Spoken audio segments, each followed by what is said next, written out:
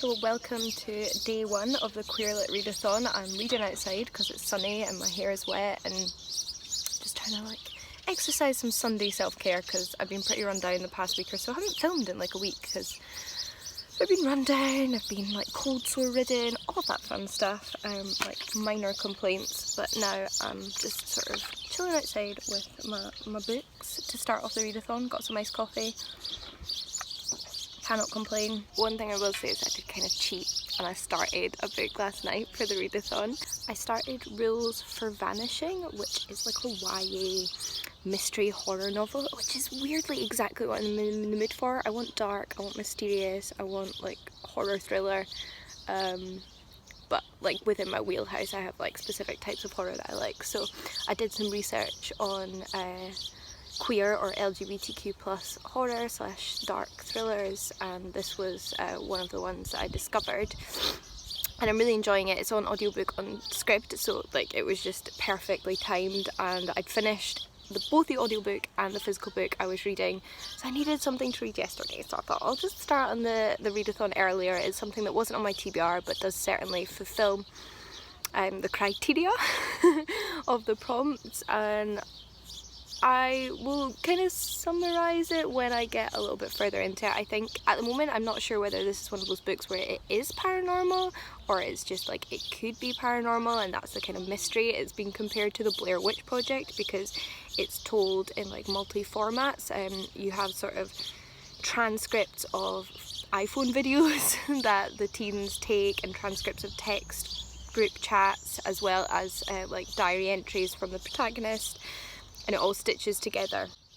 So it's really interesting so far and I'm very intrigued. But I'm also reading physically No Man of Women Born, which was in my TBR, and it's a short story fantasy short story collection, which, having now read the first story in, I'm not sure if I've ever read a fantasy short story collection, like one that is very much in the vein of sort of like high traditional epic fantasy rather than maybe like a little bit of magic realism or surrealism.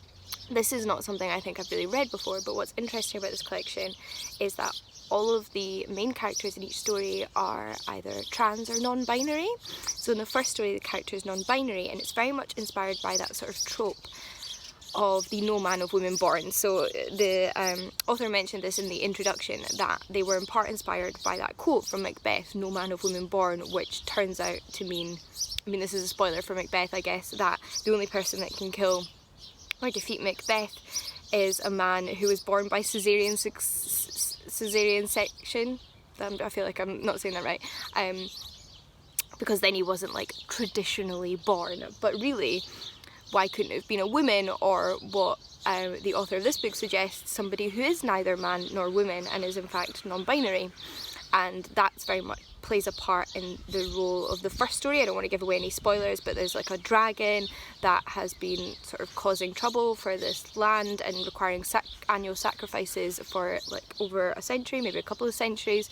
So it's about living there and our main character who's non-binary. And I've read that one so far, but I've just started story 2. So that's kind of where I'm at. I want to start Witches of Ash and Ruin, but the first day of this readathon is still in May, and Witches of Ash and Ruin is for a readathon I'm doing that starts in June, so I won't be starting that until tomorrow, but until then I have plenty of excellent stuff to keep me occupied with this audiobook and this short story collection, and a little bit of sunshine and vitamin D, hopefully like increase my immune system a little bit.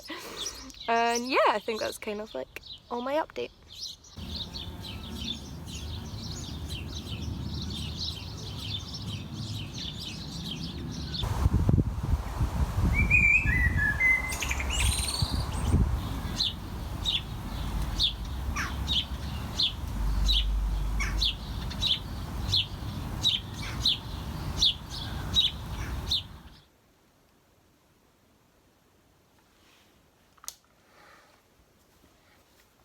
Hi guys, so I am here today for my end of May wrap up. You might recall that I didn't do a mid-month May wrap up for various reasons, but that does mean that I have 10 books to review for you in this video. So I just got done filming a video for my channel, which will already be up. It was my May reading wrap up. I'll link it down below if you haven't had a chance to see it.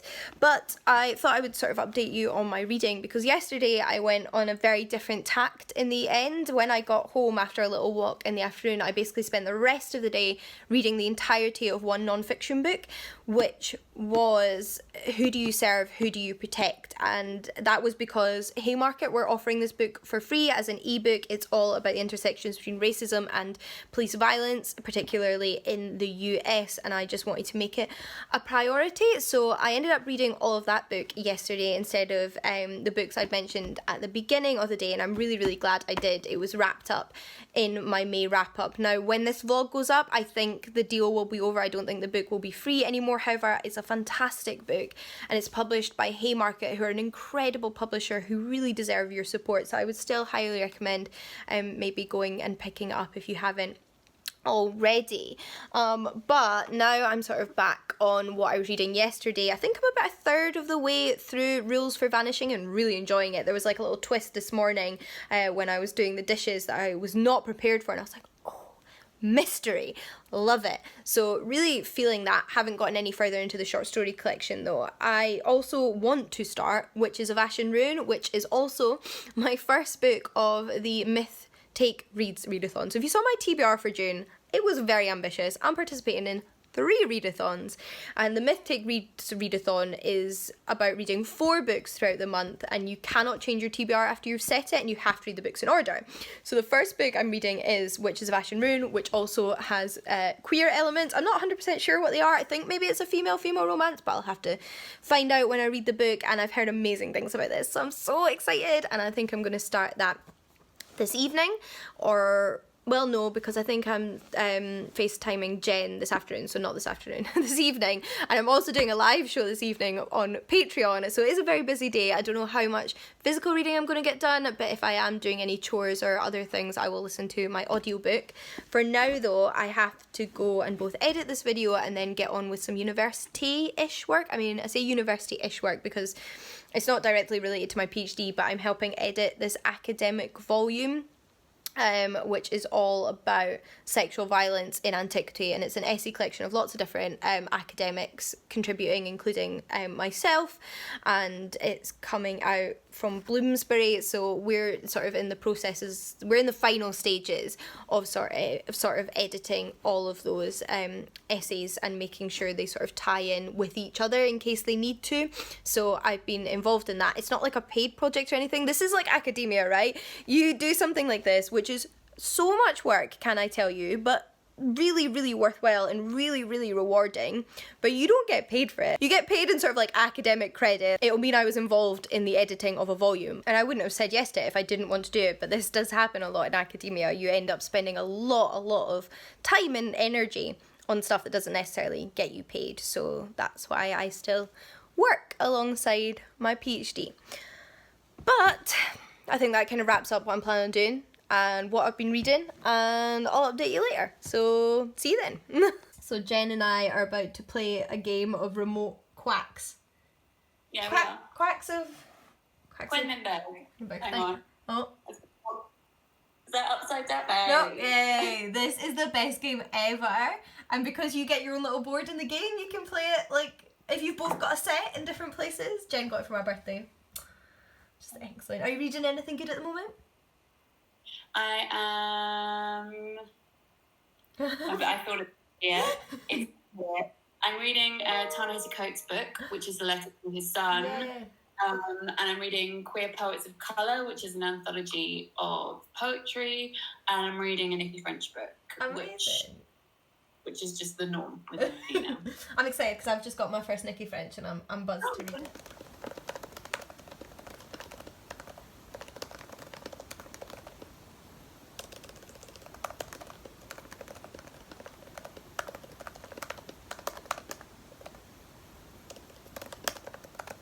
So I have to confess, I sat around on the sofa and did a little bit of work in my pyjamas this morning, but I'm now showered and washed and about to go do the weekly supermarket shop for my mum and I.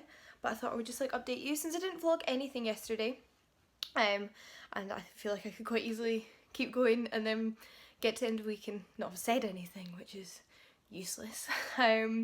So I finished the second short story in No Man of Women Born. This one was set in a world where there's magicians, but there's 4 kingdoms, and one of the kingdoms' queen has been executing all of the magicians and has closed off their borders so that like magic practitioners can't pass through, and we have like a magician spy for the Magicians Guild there, sort of snooping around, seeing what's going on. So that was what the second story was about, and I think I'm about 30% of the way through, something along those lines at the moment. I'm also almost finished my audiobook, and that's what I'm going to be listening to on my walk to the supermarket, and I'm hoping to finish it on the way there and the way back, because I'm so close to the end and I really want to find out what happens, because oh my goodness, it is so creepy. Like, genuinely, I have been like sort of jumping and like gasping aloud when I've been listening to it, and last night I had nightmares, which doesn't sound like it should make you like a book, does it? But it's so atmospheric and immersive, and I'm loving it, even though it's really getting under my skin, and I'm kind of intrigued to see how it all wraps up. Kind of desperate, to be honest, so looking forward to that. But then last night, because like I said, it's super creepy, and it was just like stopping me from sleeping, I started reading Dread Nation by Justina Ireland, which I mentioned in my TVR video. It's set in an alternative history version of the United States where there are zombies. So I feel like that's still in the vein of kind of what I'm after at the moment, because it's about sort of protecting people from zombies, and that's a little bit creepy and scary, but also it's not a horror novel from the reviews, and from what I've read so far, which is the first couple of chapters, it's not a horror novel.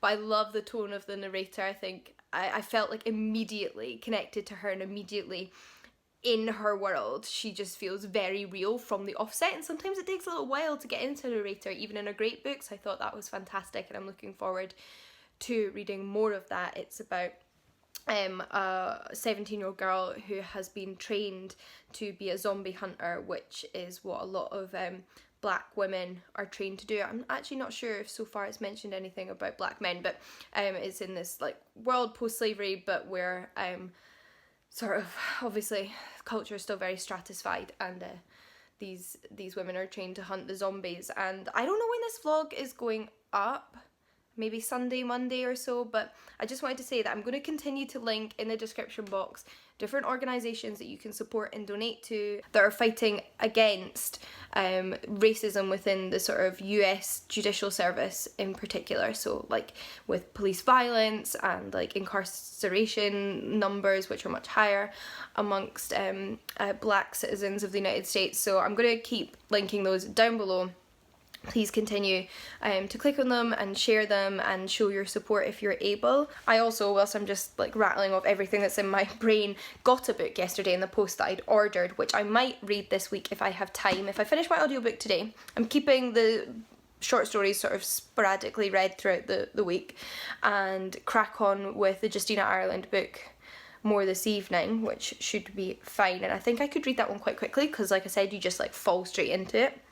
I might pick up Affinity by Sarah Waters, which is a sort of like creepy historical novel set in a women's prison in Victorian England, and I think all, if not like 90% of Sarah Waters' books have female romances in them, including this one. And I've been looking for more LGBTQ plus sort of creepy horror books. It doesn't have to be like full-blown horror, but in that vein, because it's what I'm in the mood for, so I decided to treat myself. I was also kind of shocked that Sarah Waters has a book under 400 pages, because I really associate her with huge books, which means this one might be a little bit more manageable. But yeah, I better go do the shopping. I feel like I've now updated you on what I've been reading, and I'll check back in later.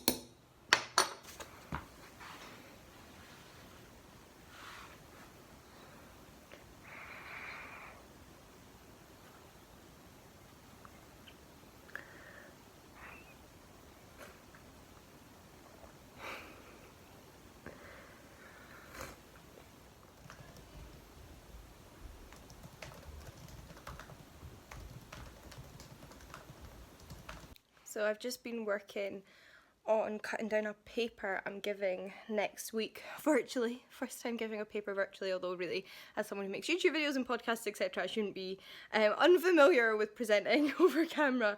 But I'm the keynote speaker, weirdly, at the Roehampton Student Conference. I think it's mainly because I'm one of the PhD students that's been there the longest, and I'm giving a version of the paper that I think I mentioned I've written for a book earlier in this vlog. So it's about sexual violence in classical Athens, which is my area of research. So that's kind of what I've been doing this morning, and hope to sort of finish after lunch, maybe just run through it one more time and check it sort of fits in the time frame. But now is lunchtime and I'm going to have something to eat, and I'm going to carry on reading Dread Nation, which I am loving. It does have an element of horror in it. Like, I think I said before that it's not horror, and it's not really horror, especially given that I've just been listening to Rules for Vanishing, which is genuinely terrifying. This is more unsettling and occasionally jumpy because there is zombies, and zombies have that nature to them. But it's a nice balance of that kind of jumpy, real danger, kind of high stakes, but also a little bit of sort of wit and comedy and discussion of racism and the history of the United States. And I'm really, really enjoying it. I love the protagonist. She's so sharp and clever, but because she doesn't behave in the way a lot of people expect her or want her to behave, she's often dismissed, and she just sort of carries on in the background being her sharp, clever self, and I really, really love her. So I'm about 100 pages into this one. I carried on reading it last night, and there's about 400 pages in total, so I'm about a quarter of the way through. I'd like to get at least halfway through by the end of the day today, but lunchtime reading, then evening reading after I've done some more work this afternoon. That's kind of the plan, and I think that kind of about covers my update for you. Yeah. So I actually just finished up what is possibly my last ever counselling session. I feel weird saying ever, because I think one of the really important things to remember with counselling is it's not a course that you need to pass and then it's all grand. It's a learning curve where you learn about yourself and coping mechanisms and how to adapt and change and sort of I don't know, all these positive things. But that doesn't mean that there's not going to be points in your life where you might need to check in again, if that makes sense. So I've been doing counselling for about a year now, and I've been gradually phasing out over the past few months, sort of going from a session every week to a session every fortnight to the last few, which were every 3 weeks, and it has been the most incredible experience for me. In part, I started going to counselling because of the loss of my dad, but there were also so many other things that we sort of explored there, and I think just having sort of come away from what is, like I said, possibly my last ever counselling session, but if not my last ever counselling session, my last one for a while, having learned so much that I wanted to mention it here. I think I have talked about counselling a little bit on Instagram, maybe in other videos, I'm not really sure, but I think it's so important to know that it's completely fine to need help, and it's completely fine to ask for help. In fact, it's an incredibly brave and incredible thing to do, and if this is that little push that you needed, then you should totally take it from me. I never feel like you've not experienced the right kind of trauma, or that your trauma is not valid enough to require counselling. So I just wanted to be an advocate there and say there's no shame in it, and talk about it publicly and encourage you to sort of do what's right for you. I have been doing my last few sessions over virtually over Zoom since I've been in Edinburgh. My counsellor's in London, and I'm sure there are probably quite a few counsellors doing that at the moment. It's just a wee dog also trying to get involved in the conversation here. Yes, support for counselling dog. I don't even know if you could hear that barking, because if you couldn't, then I just sounded really silly. But yeah, I don't know, I just wanted to come in and say that whilst I was vlogging, and I remembered to say it because I think it's important. So yeah.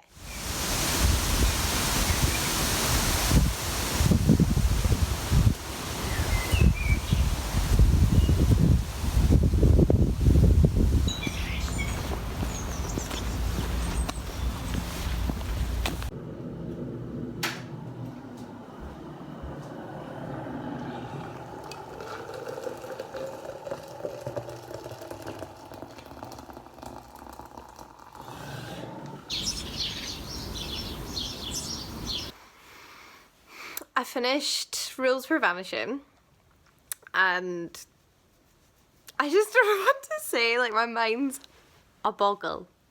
I still have so many questions, but it had me so hooked throughout the entire thing. I guess that's partly kind of what horror needs to do. It sort of doesn't give you all the answers because that's what makes it so creepy.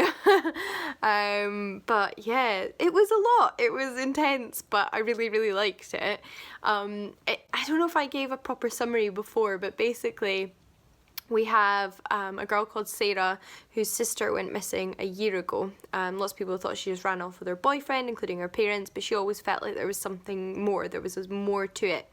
And there's this legend in their town about this young girl called Lucy Callows who went missing, I forget, but like 80, 70 something years previously. And that she went missing on this like phantom road that appears out of nowhere, and Sarah thinks that that's what happened to her sister as well, that she ended up on this phantom road. So she and her friends that were also her sister's friends go on a sort of mission, I guess, a year later to travel down this road, and it's like 100% paranormal. I think I said at the beginning of this video that I wasn't sure if it's going to be paranormal or not, but I think like within like 2 chapters this is a paranormal book, and it is really quite jarring. Like I think if you're really, really squeamish, probably don't read it because it's really creepy, and there's some like creepy like paranormal stuff happens, and it's not one of those books where you can go into it assuming that everyone's going to come out happy and safe and fine, but I really enjoyed it, and I've not read anything quite like it before. I've certainly never read a YA horror that I found genuinely frightening before. Like I like YA thrillers and horror, often because I feel like they can actually be like a bit more spoofy on the genre, in the way that maybe watching like Scream is. Like they make you jump, but they also kind of make you laugh, whereas this was quite unnerving, more so than really I've found with YA before, but I enjoyed that. Like, these are not criticisms, these are the things that I wanted from the book. I thought it was really imaginative, there was so many little twists and turns, and I thought that narrative of it being pieced together from like interviews and video clips and text messages worked really well as well. So overall it was just fantastic, and although like I said, I still feel like a little bit like I want more. It was a really long book, so I didn't actually want the book to be longer, but like I wanted to know, like I like definitive answers and clear-cut conclusions and knowing everything that happened, but that's not necessarily what you're going to get with this genre, and I would really recommend it. In terms of queer representation, the protagonist Sarah is bisexual, and then we have a supporting character who is a lesbian. So we have some decent like queer rep there, and that was really great, and I am 100% going to read more by this author because she's very creative, if darkly creative. So yeah, that's my thoughts on that one, and I am now sort of continuing to plough through Dread Nation, which I am halfway through at the moment, and will hopefully finish before this readathon is over. There's the rest of today, as in this evening, and then tomorrow I probably won't start Witches of Ash and Ruin as I'd planned to, but I just haven't necessarily done as much reading this week as I planned to either. And then maybe I can squeeze in like another story from No Man of Women Born. We'll see. I mean, it is a Saturday tomorrow, so I don't have much going on, and the Black Lives Matters protest in Edinburgh is on Sunday.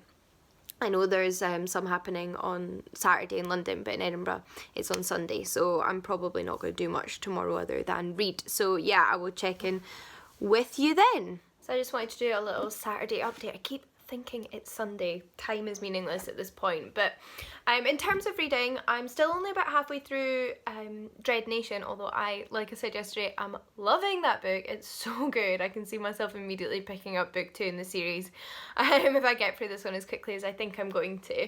And the day is not over by any means, so there's plenty of time to keep reading it. But what I have been doing is carrying on with No Man of Women Born, and that's because I realised the audiobook is on Script, which, if you haven't watched my videos, I use all the time. And even though I had been reading it, I thought I'm going to carry on with it on audiobook because I was doing some things around the house today and tidying up and helping out and having an audiobook meant I could read more. Sorry, I'm gonna have some coffee. And I have, since I last updated you in that one, when I'd read the first 2 stories, read a further 3 stories? Definitely read 2. Read a further 2 stories, and I'm literally almost at the end of a 3rd story, so that's 5 stories in total. I don't know if I said how many stories are in it at the beginning. I actually can't remember now. I think I had in my head that there was more stories than there are, but I'm almost at the end, so there can only really be 6 or 7 given how much time is left on the audiobook. But I'm really enjoying the audiobook actually. The audiobook is fantastic, so if you're interested in this book, would highly recommend the audiobook. We've had lots of continued representation of non-binary and trans protagonists, which is what this collection is all about, and I really enjoyed the diversity in their storylines. What I will say though is, because these are short stories but they're in the vein of like epic high fantasy, is that they feel like little windows into really interesting worlds and really interesting stories. But so many of these, I wish they were a novel. Like, I kind of feel like all the stories in this book should just be their own novel, because it would be so wonderful to see these characters and these stories given like the full, you know, 9 yards and see like a whole fantasy world built up around them. But I think that's probably natural of fantasy short stories, because fantasy requires so much world building and inspires so much interest in the reader in that world and in those characters and in their development, that naturally I would want them to be novels. And I'm definitely going to keep an eye out on what else the author Anna Mordell has written and what they write in the future, in case they do have some like fantasy, high fantasy novels out there or coming that I could check out, because that I would really enjoy. I also received a book in the post today, so I thought I would mention that, and that is High Rise Mystery by Sharna Jackson. I've been meaning to pick this up for ages, and just finally, I think I actually bought quite a few books online recently from different sources. I've really just given in to those cravings. And this one is published by Knights Of, who are a diverse, inclusive publisher. And recently, Knights Of and Jacaranda Books held a fundraiser to raise funds to support them as publishers, because they're both like independent, inclusive publishers. And I donated some money to support them, and then thought, I mean, I've donated some money, sure, but really I should be buying some books as well. And they've now since hit that goal, but I ordered 2 books from Jacaranda's website, which are still on their way, and I ordered a Knights Of book from Hive, which is a online bookshop.